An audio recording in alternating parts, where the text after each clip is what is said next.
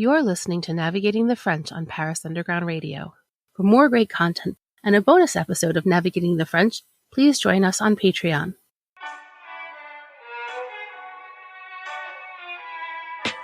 Hello, and welcome to Navigating the French, the podcast where each episode we take a look at a French word and try and see what it tells us about French culture.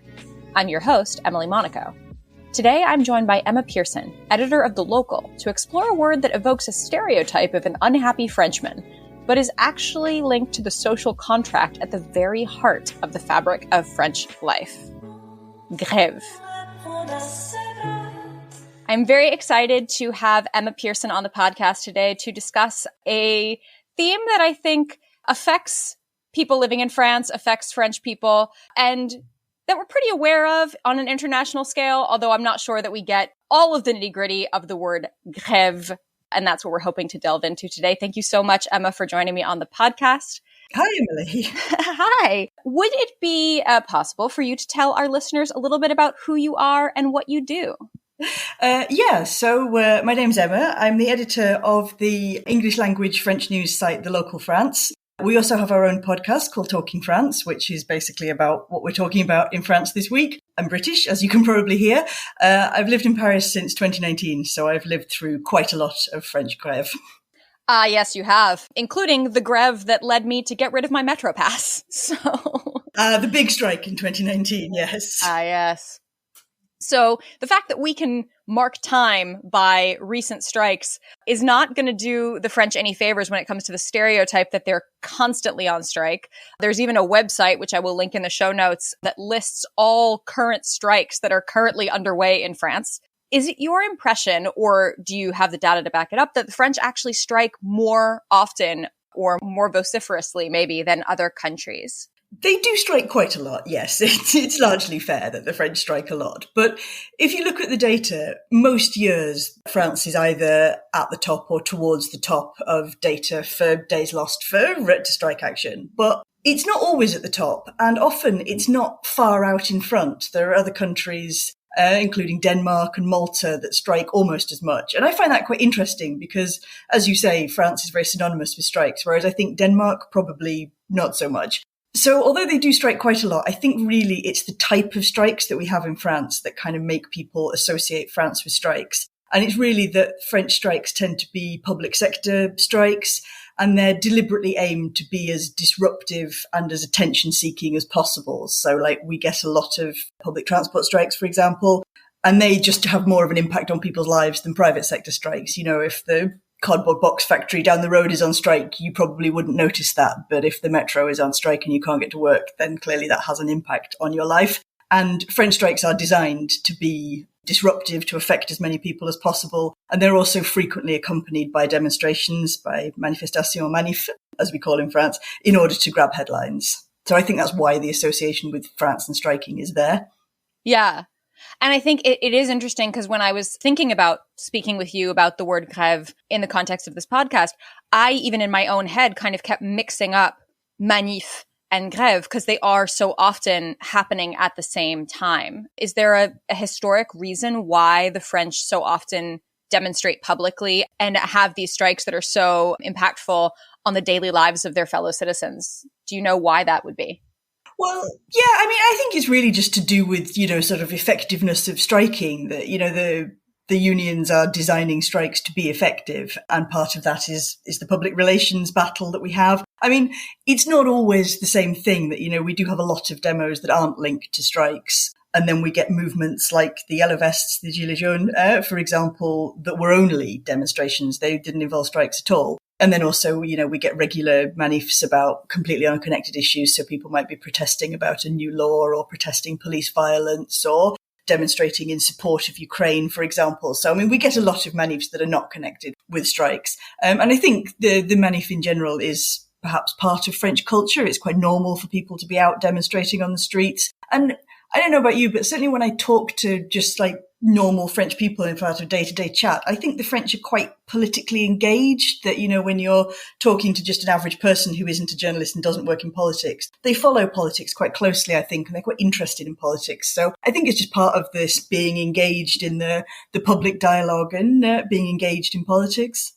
Yeah, I would totally agree with you. And I think almost in France, it seems as though being part of your first manif is almost like a rite of passage. And maybe that's sort of coming to the surface. I mean, at least in the United States, I think there were a lot of demonstrations, particularly during the Trump presidency, but it feels as though that predates this desire to be part of your first protest in France.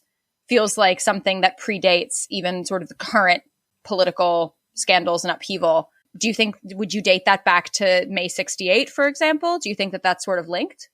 Yeah, it could be. I mean, yes, obviously, May 68 is a seminal moment in France. And it's kind of interesting that although clearly that was quite a long time ago and, there are a lot of people alive now won't remember it. It's part of the culture. The iconography is part of it. The images are part of it. People still talk about it as a moment. There's even a word, a soixante-huitade for somebody who was there. So again, it kind of feeds into the culture. But I think it probably goes back further than that. I mean, I was looking at strike data and I found one of my favourite France facts is that there has been a rail strike in France every year since 1947. So it's not a recent phenomenon, this. Oh, wow. Yeah. And actually 1947 is only when the detailed records are kept from. So there were probably strikes before that as well. So it's certainly a long-standing thing in France. Not only are there rail strikes every year, but it seems to me, and I've been here for a while now, that strikes are kind of, they're seasonal. Like there's almost always a rail strike around November or December. Have you noticed that? Is that just an impression that I get, or is that a reality?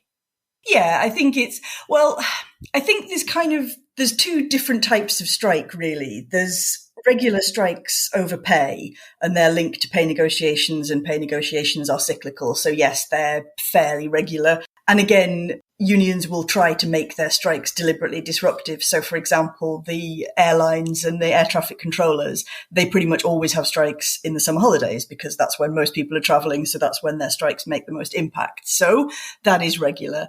But then you also have strikes like the ones we have at the moment, which are linked to particular government decisions. So at the moment, we're striking about government plans to reform the pension system. And these strikes are happening now because it's now that the government is trying to get this bill through Parliament. So in that sense, the unions don't dictate the timing of that. The government dictates the timing of that. So I think there's a couple of different ones. And then sometimes we get just sort of protest movements that come out of nowhere. So I'm thinking about the Gilets jaunes, which were not really strikes in the technical sense, but were demonstrations, were manifs. And they kind of just seem to blow up out of nowhere, really. So yeah, sometimes you do get the regular ones. And yeah, as you say, they're often targeted over a particular time. And some of them are wild cards, if you like.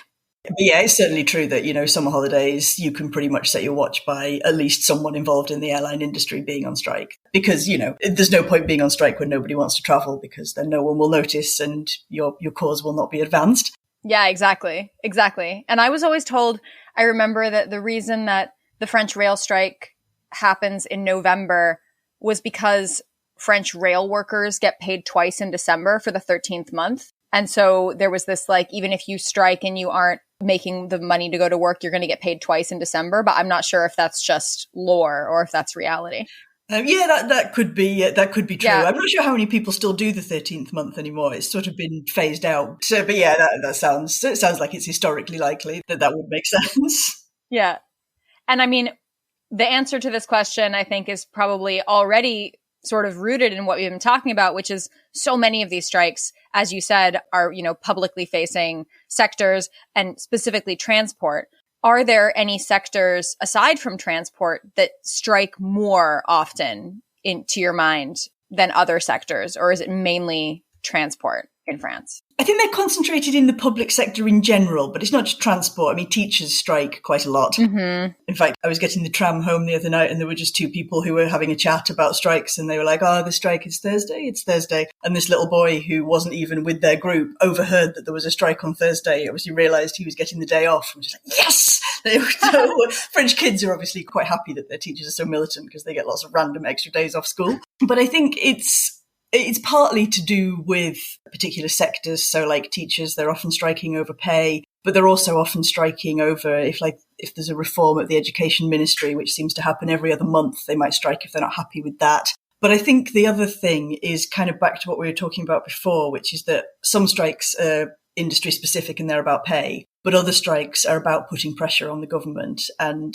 I think the pension strikes that we're on now is a good example of that, because obviously everybody has a pension. So this pension reform, it's going to affect everybody, whether they're in the public sector or the private sector. But the battle against it is very much focused on public sector strikes because that's how they put pressure on the government. And again, if individual companies are striking, the government are probably not that upset about it because it doesn't bring the country to a halt. What the unions are trying to do is pile pressure on the government by bringing the country to a halt. And they can do that by halting trains, by halting Paris public transport. They might do that by blocking oil refineries so that filling stations can't fill up and petrol will run dry like it did in October. And it's targeted towards how you can bring the country to a halt. And that just happens to be the public sector. So I don't think it's necessarily that public sector workers are more militant.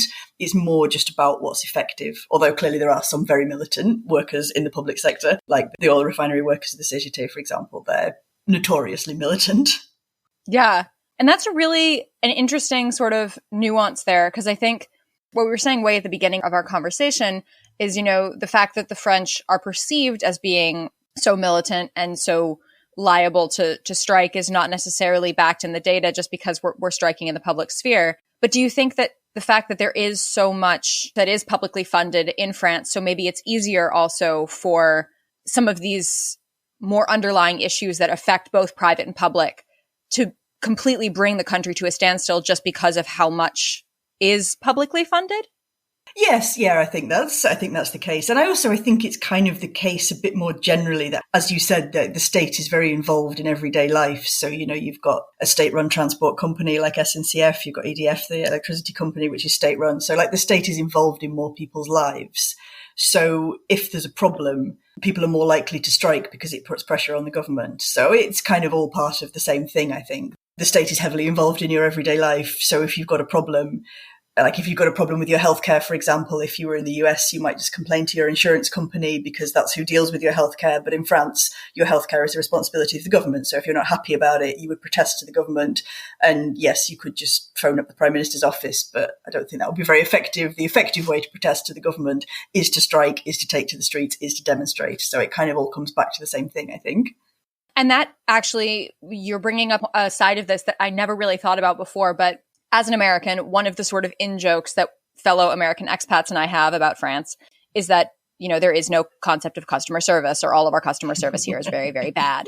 Yep. But I think that might also be a reflection on the fact that as an American, a lot of our reaction to being unhappy with the status quo is to complain to the private corporation in charge. So we take it to that company, as you said, to your healthcare provider or to whomever that is, and we complain, and on an individual to individual level, something gets fixed.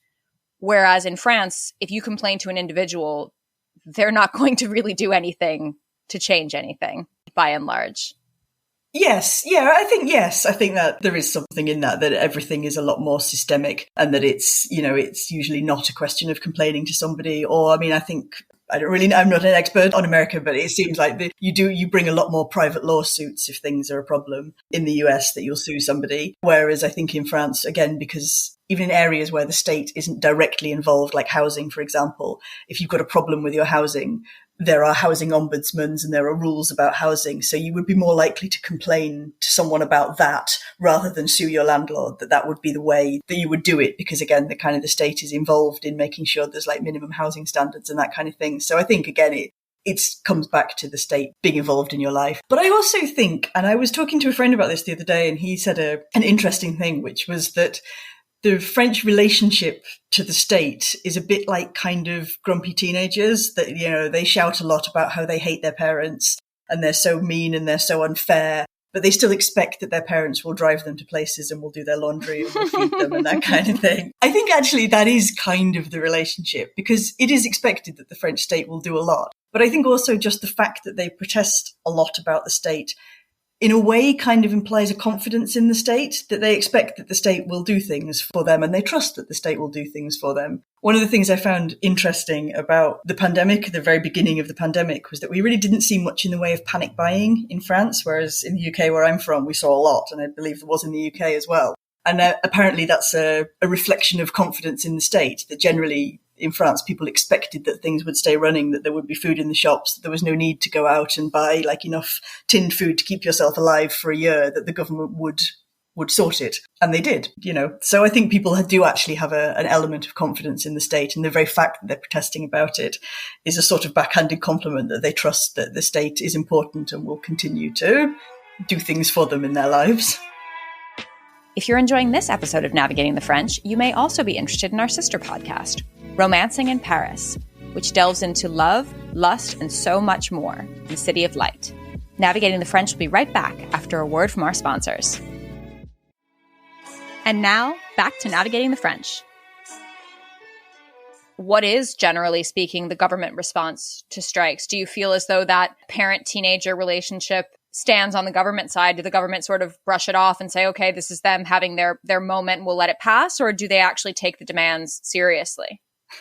It's a good question, actually. Certainly the rhetoric from the government is always very careful that, there is a right to strike in France. It's in the constitution.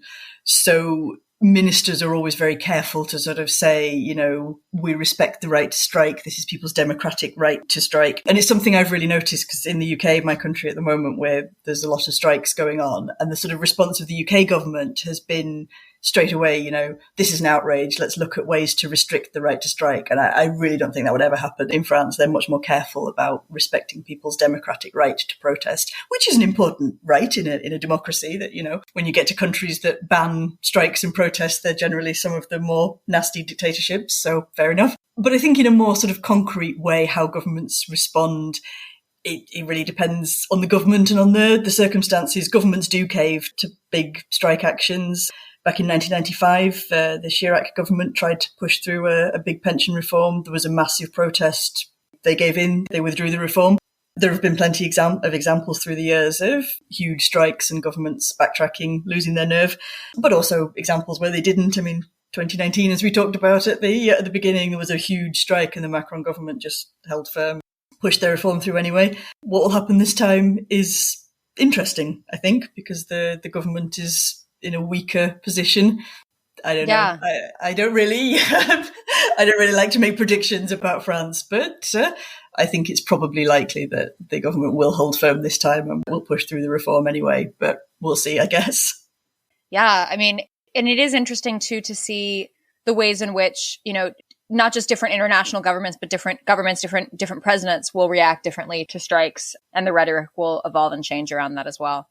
Yeah, definitely. I think sometimes it's, the personality of the president, even that, weaker presidents, maybe presidents who are in a weaker position, who have a small majority or whatever, are more likely to fold. But sometimes, the particular personality of presidents are more likely to push through or to fold. It can come down to things that are as simple as that. But certainly unions have a good track record of either forcing governments to withdraw plans or at least getting concessions out of their plans. I think that's probably more likely what will happen here, that, the government will bring forward a few more concessions to the pension plan, so the unions will get something out of it. That a lot of it is, negotiation. Yeah, that makes sense. So we've talked a lot about the sort of right that French people almost seem to feel to strike and to protest and to take to the streets. We've spoken about the government response, but then there's all of the other citizens who might be in favor of the reform, might not be in favor of the reform, might not care, but they're going to be inconvenienced by these strikes.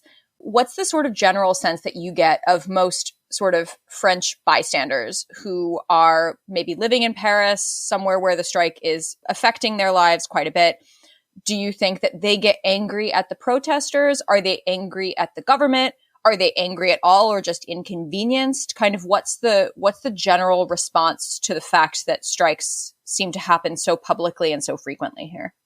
Yeah, I find this quite interesting, and it's something that when I talk to French people, I kind of try and steer the conversation that way, just to see how people feel about it. But I think in general, yes, obviously there are many aspects of a strike that are very inconvenient, and French people complain about them the same as everyone else, that particularly parents, that, when your kids get a day off school, suddenly you have to find childcare at short notice. Clearly it's a pain. Clearly people complain about that. But I think there is a sense that strikes are kind of part of the social contract in France.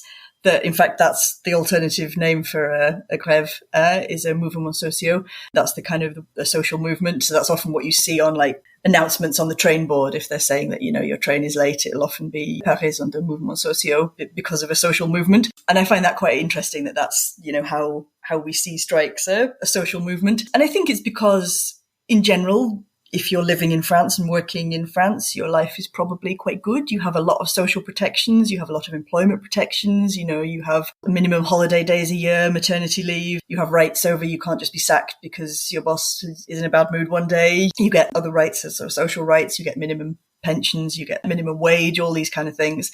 And these are things that over the years have been fought for by the labour movement, mostly through the medium of strikes. And I think French people are very conscious of that yes, it might be very inconvenient if your train is cancelled, but you have to weigh that against the rights and the protections that you enjoy in France.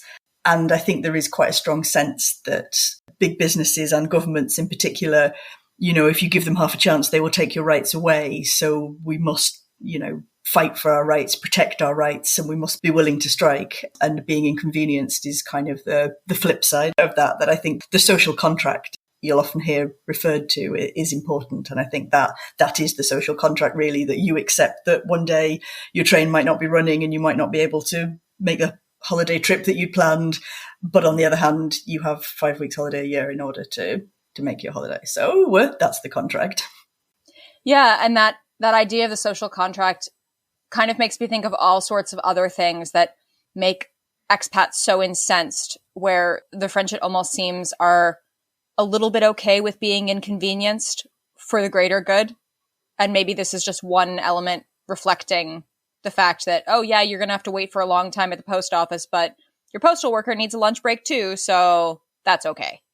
Yeah, exactly. I think that's absolutely it. And I mean, you quite often see articles like sort of in the foreign press, and they're like, but why are the French on strike? Because, they already have such a good life. But really, you need to ask that question the other way around. Do the French have such a good life because they are willing to strike for it, is probably the way that the French would see it. And I mean, it's interesting because obviously there are countries that have strong social protections and don't do a lot of striking, like Sweden, for example. They have excellent social protections and they're not particularly militant. They negotiate most of their things through collective bargaining. So it's not the only way to get good social protections, but it's the French way. And it's very much the French philosophy that, this is how we do it. We show the government the power of the street in order to protect our lives and our lifestyle. Yeah. I mean, I feel like you've pretty much hit the nail on the head with that. And it's such an interesting reflection of the French character, and also the reason why you might come to Paris and the trains might not be running. And I mean, the best thing you can do about it is sort of laugh and find a seat at a cafe or go for a wander through the city streets and maybe get a little bit more informed on what exactly the reasons behind the strike are. But getting upset about it isn't really going to change it, I don't think. It's really not going to help. I mean, certainly if you live in France, if you got angry every time there was a strike, you would end up with an ulcer. So you just need to become more zen about it. And, strikes are part of French culture. So, you come to France as a visitor, you could experience French culture by going to the Louvre. You could experience French culture by going to the Musée d'Orsay, or you could experience French culture by taking part in a manif for a grève. It's all part of the culture. Absolutely. Well, thank you, Emma, so much for joining me today on the podcast and for filling us in on this really just deep-rooted part of what you said of French culture and French identity. And hopefully folks will come away with a little more understanding of why it is that we seem to be so often angry and on strike. Before I let you go, I just have one last question for you. And that is, what is your favorite word in French? My favorite word in French is actually nothing to do with the French society. It's just the way it sounds, and it is coquelicot. It's the French word for poppy, and it just trips off the tongue so beautifully. It sounds like music when you're saying it. Coquelicot. It's lovely. Oh, I love that one. Oh, that's a beautiful word. Well, thank you so much for sharing that and for sharing all of your insight. And for folks who want to read more of Emma's work, I will put a link to her social media and to The Local, which is a really amazing resource for anybody who speaks English and who is in Paris or, wants to learn a little bit more about France to check out. So be sure and check out those links as well. Thank you so much, Emma. Have a really great rest of your day. Thank you. It was really fun talking. I love talking French strikes, so I could go on all day. Thank you so much. This has been Navigating the French. You can find more from me, Emily Monaco, at Emily_in_France on Twitter and Instagram. This podcast is produced by Paris Underground Radio. To listen to other episodes of this podcast, or to discover more podcasts like it, please visit parisundergroundradio.com. Thanks for listening, and à bientôt. This episode of Navigating the French was produced by Jennifer Garrity for Paris Underground Radio. For more great content, join us on Patreon at patreon.com/Paris Underground Radio.